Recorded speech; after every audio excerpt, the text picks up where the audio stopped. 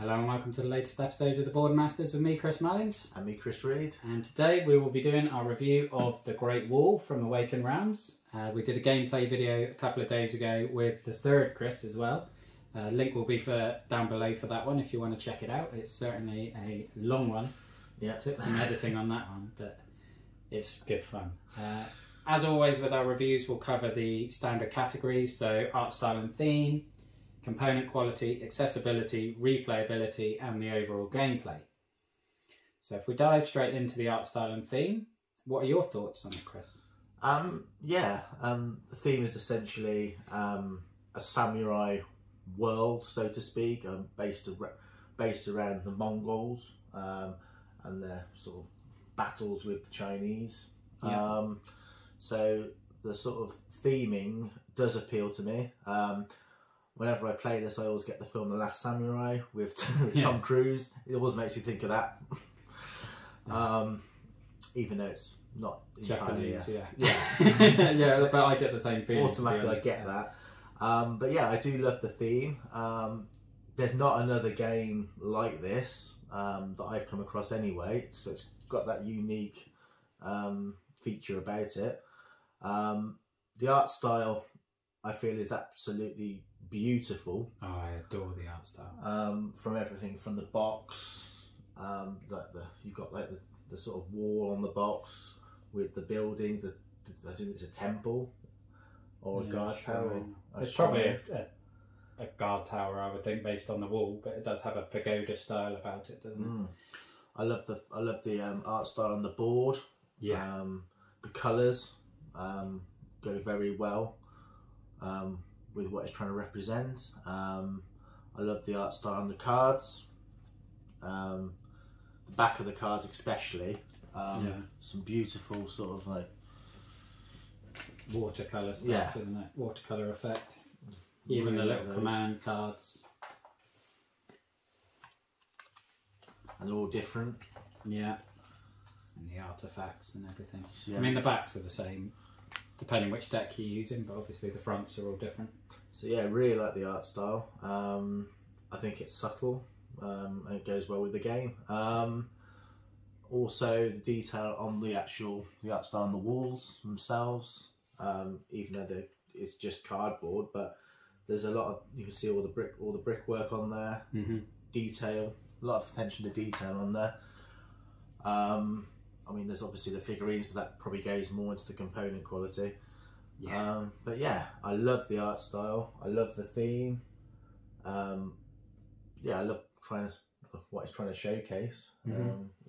I mean, this is one game that I really did buy almost purely because of the art style and the theme. I absolutely adore it. Just the art style of that sort of the Far East is, I think, absolutely gorgeous, and the idea of you fighting off the Mongols whilst you're building these walls, which have great table presence as it's going up, and you've got your units around, just really called out to me. As soon as I heard about it, I had to back it. And I mean, this is one that actually hit Kickstarter when the game was far from finished. I think there was a lot of negative feedback through previewers and things, and they pretty much revamped the game.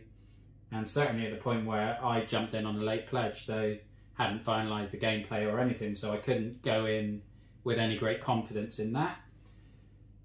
So it was almost entirely the art style and the theme, and obviously Awaken Realms, big fan of Awaken Realms, but at the point I backed this, I don't think I'd played anything by Awaken Realms, so that didn't play into it too much at the time.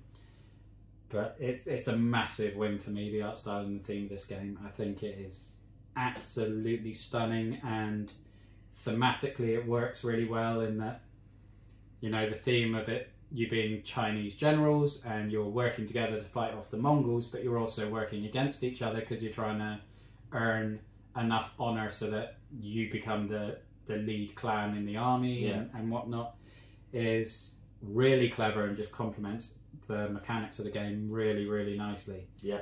And any game that is able to get a cohesive feel right through the art style, the theme and the mechanics is onto a winner, really. And you kind of touched on the component quality there. So would you like to elaborate a bit more on that? So yeah, the component quality, particularly the minis, the miniatures are absolutely gorgeous. Yeah. And what I like about them as well, obviously you've got different colours, but they're all different. So all the archers are are very different characters. Yeah. They're all designed differently, which I love. The actual quality and the detail, you can see all the chainmail, all the separate links of the armour. All the weapons are really, as they would be, very carefully, sculpted, and represent how they would look. So yeah, and I love the feel of them. They're only plastic, but just the detail in them is a big winner for me. So yeah, that's the big winner for me on the components. But I also love the quality of the resources, even though again they're plastic. I love the detail on them. They have a great feel as well, don't they? Very tactile. Yeah, particularly the chi. I absolutely love the bright blue on the chi. Yeah. Yeah. They do great resource components, Awaken Realms. I know this War of Mine, they're stunning in that. And I will mention these are the Sun Drop minis, which obviously are a bit more expensive, and they have the wash to make the details really pop. But that's why I got it, because they do look stunning. Yeah. And as Chris mentioned before, the table presence of the walls, the quality shines through there. It really does make, Yeah, I mean, I know some people have complained about the walls in that they're cardboard, and Awaken Realms are known as a minis company, and people, I guess, wanted plastic mini walls. But to be honest, I think that would have looked worse. I don't know how I really like the cardboard look of them, the way they fit together with the crenellations and everything. Yeah. And I suppose, they probably could have made some good looking plastic walls, but I think it would have just looked a bit odd in terms of the material choice, and obviously would have driven the price up quite a bit. Yeah. I like the sort of matte finish on the walls. I quite like the sort of... Yeah, I mean, you've got the barricades. Maybe they could have done something a bit fancier with, but I think they work really well and they do look great.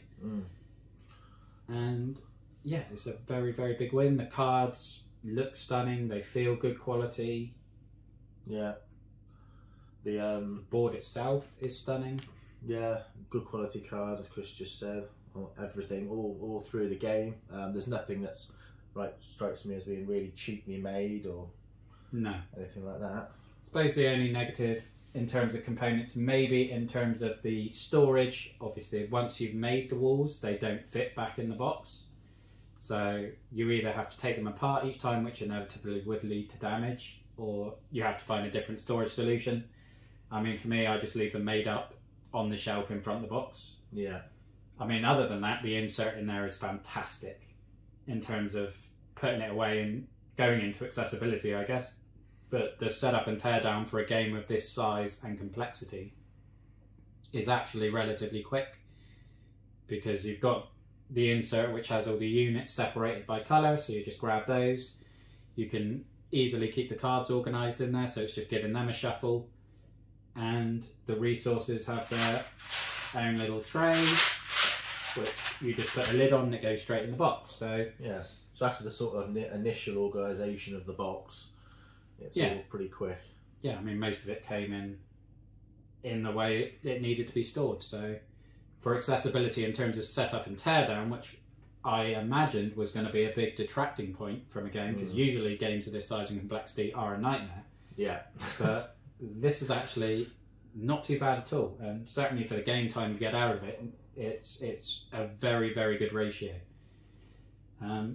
I guess obviously the big negatives on accessibility are going to be the price. Yeah, the price, when I looked, it was high. Yeah, because obviously at the moment you can pretty much only get it on eBay in terms of people who are selling their pledges, because, well, I think they're still fulfilling in some places around the world. So they haven't got any to retail yet, which obviously makes getting hold of a copy far more difficult, which means prices go up. The expansions, again, only available through eBay, which is upsetting for me because I really want Black Powder. I want those siege towers and everything, just to add even more table presence to the board. Yeah, the Black Powder expansion. yeah, it looks stunning. But again, now hopefully those issues will alleviate over time. Certainly their previous games like This War of Mine and Nemesis have worked their way into retail and are easily available now. So I'm sure this will do the same. It just might take a bit of time because it's so new. Yeah. What are your thoughts on the difficulty in particular, Chris? We played it with other Chris in 2 different formats. We played co-op and semi-co-op. The co-op mode, in particular, I thought was very difficult. Yeah. I mean, we had quite a few attempts. Admittedly, a few of these attempts we didn't get quite the rules right. Mm-hmm. So there's a couple of things that probably made it more difficult for us to finish. But even when we did sort of correct the rules and make the rules right, we were struggling to finish the game. We were struggling to fulfill all the Emperor's requests. Let's be fair. The events were killing us. More honor to do this, more money to do that. We like Chris said, we weren't close. The hordes were just becoming ridiculous to control. Yeah, we could either control the hordes or we could satisfy the Emperor request, but we could never do both. Yeah. I think we managed to get to like the 3rd year maybe once, and again still only had 2 or 3 Emperor's requests done when you need to get 7. In terms of learning the game, I guess I think it's a hard one. The rule book I don't think is very logically laid out at all. You're jumping back and forth. Like you've got the wall section with the invasion and raid together, but then you've got the breach on a completely different page. I remember you said about the rule book not being the most you've concise. Got the effects of activations in one location, and then at the end you've got the 2-player mode, but then you've got the 2-player co-op, and then you've got the two-player semi-co-op, and they're all sort of jumbled all over the place. So while you're learning the game, it is really unintuitive, in my opinion. Yeah. And I mean, some of the Emperor's requests are actually reasonable to do in a co-op, but some of them are just obscenely difficult. yeah, definitely. So I think there's not I think the continuity and the levels of the easy of the which ones are easy to do. I just think are thrown. They're not particularly balanced. No, and I would say the event cards are just brutal because it's either like usually you can get rid of a shame token for spending 10 honor, but then you get an event card that means it costs 20 honor. Yeah. And getting rid of those shame tokens becomes impossible. And then you have one where, what was it? The advisors track becomes completely unavailable, so you can't hire any more advisors. Yeah. It costs double the resources to do a certain action. Yeah, you have to pay to activate overseers and things, and you're bringing out more hordes because you're working co-op instead of semi-co-op. So trying to gather the resources to actually recruit what you need to fight the horde, whilst then getting the resources to build the wall, whilst then getting the resources or the soldiers to satisfy the Emperor's requests, is just not balanced. It's still really fun. I do really enjoy that sort of spinning plates, pressure. Yeah. But it's not as good as the semi-co-op, certainly. No. I think with the semi-co-op we got the balance a lot better. I think the first time we played through the semi-co-op, the hordes were well under control. Well, we finished most years with a completely empty horde board, didn't we? And we're never in danger of being breached. But I think what we struggled with was the requests, the Emperor's requests. In the first playthrough we did of the semi-co-op.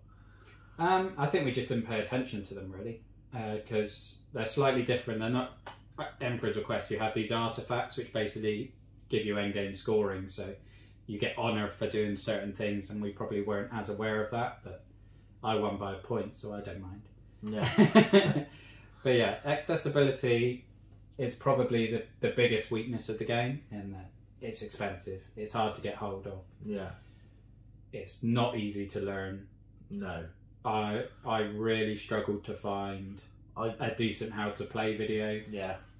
I know they've done their own official one now, but I haven't seen that. So I don't know how effective that is. I did struggle with this game the first couple of times we played through, just sort of like remembering what to do and in which order to do it in, and it is the spinning plates, as Chris said before, and the first couple of playthroughs I sort of struggled with knowing what to do. I almost feel like it could have benefited from some sort of tutorial, perhaps. Well, in the end, we kind of used the co-op mode as that, didn't we, before we went into the semi-co-op aspect. But again, because the difficulty is so high in co-op, I'm not sure how effective a tutorial it is. But going into replayability, what are your thoughts on that? Really good levels of replayability, I think, because you can doctor the cards, even so as you could make it easier for yourself if you do struggle. You can doctor his Emperor Quest and the events. Certainly if you're playing co-op. I think there's bags of replayability, because you can target, because if you're working together, you can change each other's roles and what you're trying to do within the game. I love how obviously with the generals. Each general has its particular attribute, and there's so many of these. I mean, each one of those is going to change your play style every time. Every time you start a game. So some give you benefits when you're recruiting, some when your soldiers are killed, some when you're focusing on resources, etc. So one game you'll be focusing on resources and overseers. The next game you'll be focusing on cavalry.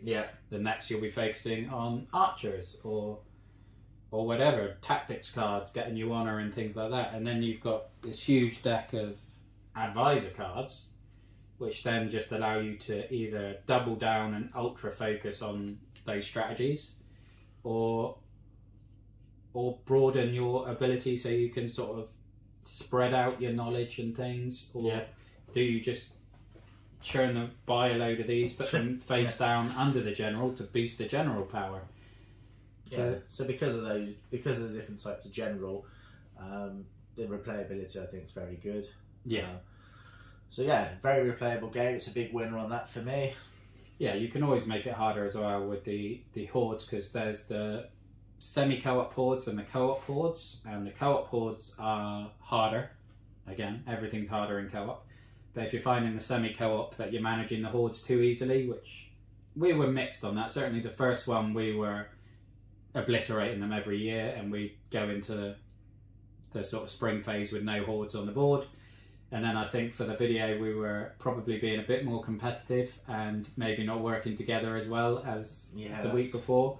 So we did get breached a couple of times, but I think it depends on how cooperative you are being in that semi-co-op aspect. That's the balance, isn't it? But again, that adds to the replayability, and because every time someone's going to have it, are they playing to win, ruthlessly playing to win, or are they working together and trying to, you've got to have some element of I think so, But like in the video, I know it was sort of an accidental thing, but you and Chris kind of almost ended up working together and locking me out of the resources, in that quite often you and Chris would fill up the gold or the chi, and I wouldn't be able to get any advisors in there, so then I was missing out resources, and it just completely hamstrung me by the end. Which I guess some people may not enjoy if it's so obvious early in the game that you're. I mean, I was competitive. I was still not far behind you, but I guess. And also the T track, very important for semi-co-op.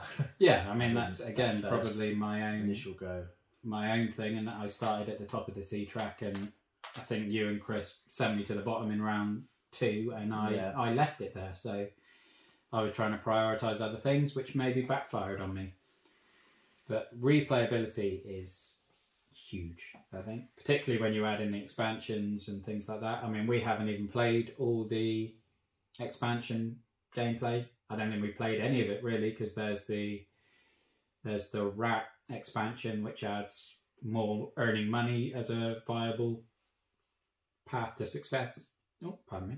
And what else is in there? There's scenarios, so you can have specific, actual scenarios. So this is your objective for this one, which obviously changes the gameplay up completely differently Yeah. depending on what your objective is and what the starting conditions are, which is very, very, very, very good indeed. Yeah, certainly I'd like to have a go with one of those. Yeah, I mean, I think we almost hit double figures of play in this in about 3 or 4 weeks. Yeah, and definitely.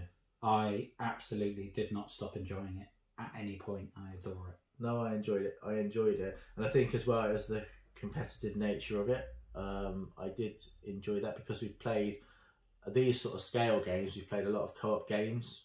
Chris and I, particularly, Jaws of the Lion, Too Many Bones, they're all co-op games, whereas this had the competitive nature of it, as well as trying to do the end goal, fight off the horde. Yeah, certainly our first big competitive game.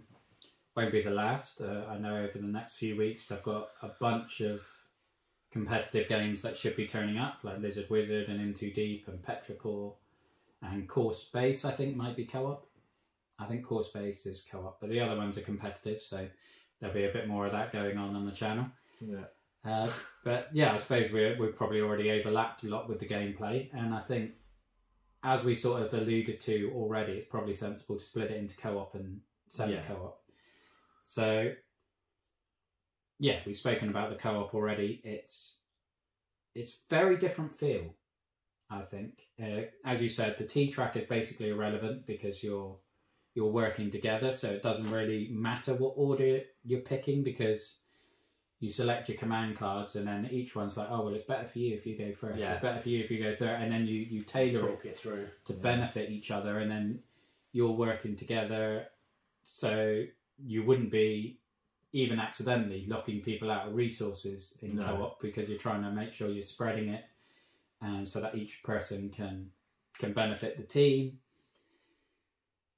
And I love that aspect. I really like the camaraderie and the working together that you have in the co-op. It is extreme difficulty. I do still enjoy it in the same way that I still really enjoy Too Many Bones, even though that was extremely difficult, particularly at 2.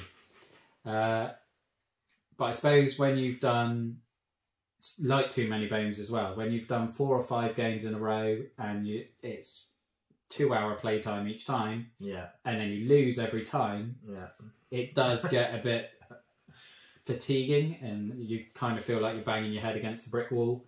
And it is purely to do with those Emperor requests and the events, which aren't in the semi-co-op game. Either of those. Yeah, they make the difference, really.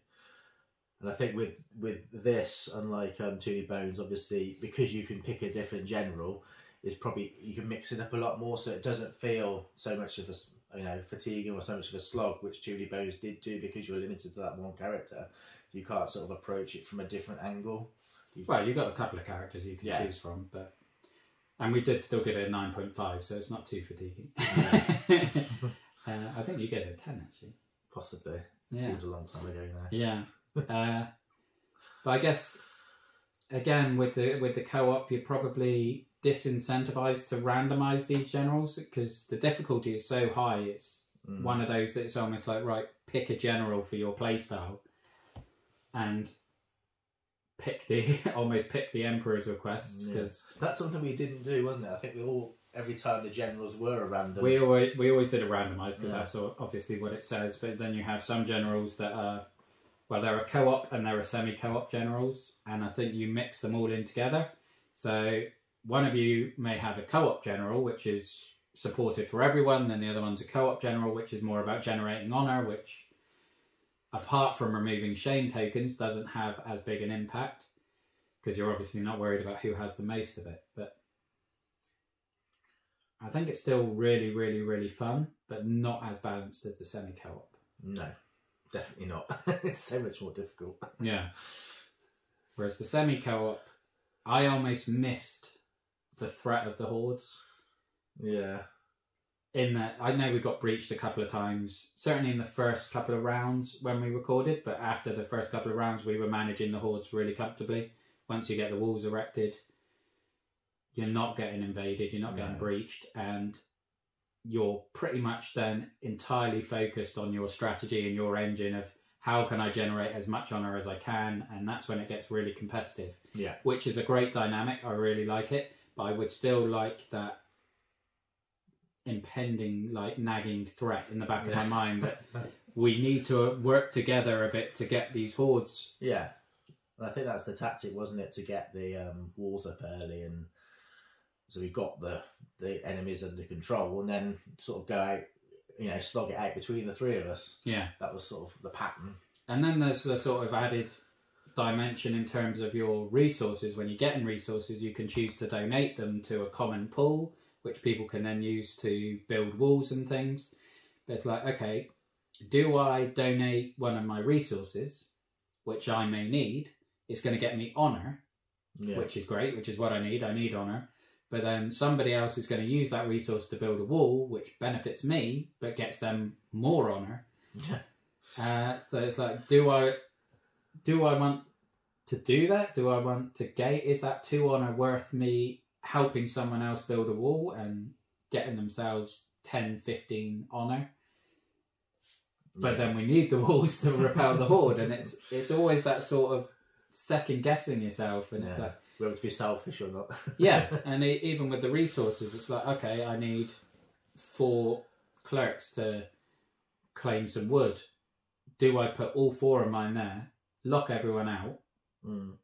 Oh yeah, I'll get 1 shame token, which locks up a soldier for the rest of the game until you can remove it. But that may well be worth it if particularly if you've gone over. If you're getting 5, 6, 7 wood for 1 shame token and no one else is getting any. Yeah, it's that sort of that balancing act. But yeah, I love the strategy aspect on this. Yeah. I think one thing the other Chris is very, very good at, I think because of his Magic the Gathering background, is building his engine. In terms of his generals and his advisors. He is always very good at finding that cohesive nature. Yeah, well, I tried to go in archers on the video one, but because you kept locking me out of golden chi, I could never recruit the archers, so my general and tactics were not benefiting me until right in the end game. Yeah. And again, that was quite funny in the video where at the end we were all just moving each other's archers around because the artifact at the end was that you get 6 honor for each artifact, for each archer on the highest wall. Yeah. So you were moving our archers down here, then Chris was moving his back, and then because I was bottom of the T-track, it actually benefited me that at the end I had the last move, so I was then able to... I had all mine at the top, and I was able to move a bunch of your 2 down here, which enabled me to catch up with you. I think based on the honour tokens, we obviously drew. And that was purely down to one of the Emperor's requests. It was, I think, the highest wall, you got so many honour for each soldier on there. Yeah, it was 6 honour for each archer. We're doing it. But yeah, it was quite funny in that last couple of turns. But again, that was because the hordes were so well managed.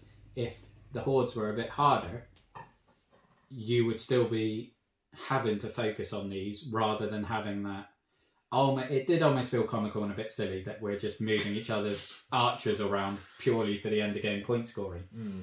So it's sort of good and bad in that it was very fun to do, but it was probably not particularly thematic or... Yeah, it was purely for the point scoring, for the honour, wasn't it? At that stage, it was very much at the end of the game. Yeah. So... Going into scores, let's do co-op first. How would you score the co-op? Okay, so I really like the game. Love the components, love the art style, love the theming. It's bloody difficult. It really is. It's very difficult. And as we touched upon before, it's not the best, the cheapest game to buy, and it's not that easy to buy either. So for those reasons, I am going to give the co-op, I think it's going to get an 8.5. That's what I was thinking as well, to be fair. Purely for the reasons I just said, the difficulty and the accessibility of the game with the price. And Yeah, the co-op is just too hard. It is too hard. I do enjoy that almost panicky threat that you feel under all the time, and that you really do feel under stress to try and min-max everything you can, and I enjoy that pressure. Yeah. But then you don't get that payoff of actually winning, which would be, I mean, if and when we actually win this game in co-op, that's going to be an incredible feeling, but it almost feels like it's never going to happen. So yeah, at the same time, would we ever go back and play co-op? I would say probably not, because that difficulty is so intimidating, I think. Yeah, it's definitely intimidating. I think we could play 10 more games of that and we wouldn't do it. No. I mean, as we said, I think the closest we got was 3, maybe 4 Emperor requests out of 7. And then we were every game dying because we just had too many shame tokens. We just couldn't. Shame was the killer. Because you were getting raided and breached basically every round. Yeah. So yeah, very, very fun. Really love it. But just too hard for the co-op. And I agree with Chris on an 8.5. Semi-co-op then? The semi-co-op, I'm going to give it a 9.5. Because it is that much easier. I'd actually say... Well, it's easier in terms of you get to the end. Yeah. It's not necessarily easy to win. The trouble is, though, do I prefer the game, taking away the difficulty side of it, just talking about the gameplay and the strategy, do I prefer the semi-co-op over the co-op? I do and I don't. I love the fact that in the semi-co-op, you're working together and you're sort of like trying to get one up on each other, so to speak. But I don't like the fact of how easy the hordes are. Yeah, that's it's almost the opposite. That's the negative. I would agree with 9.5 on the semi-co-op, and my only negative really is just how easy the hordes are to manage. And I guess we could mix in the semi-co-op hordes, which are harder to kill, and that will help in that regard. Whether it will be enough, I don't know, we'll have to try it. But that is the only negative I can find in terms of the semi-co-op. I think the gameplay is fantastic. The accessibility is negative in terms of the price and getting hold of it, but I think long term that will alleviate quite dramatically. It's just because of the point of the sale process that it's in. So I'm not going to hold that against it too much. The component quality is out of this world. The art style and theme is absolutely stunning. It complements everything. The iconography, once you understand what these things mean, is really, really easy to understand. It flows really nicely. And I just think it's a wonderful, wonderful game and another triumph from Awaken Realms, to be quite honest. Oh yeah, there's not much wrong with this game at all. I love it. No. You touched on the rule book. Possibly, that could be laid out better. Yeah, it's a hurdle to get over initially, but the game is worth it. Yeah, and there are worse rule books out there than that, to be fair. So yeah, 9.5 is where I'm sort of at with the semi-co-op. I do love the game. I'd happily, play this game all the time. I don't think it's a game I'd ever get bored of.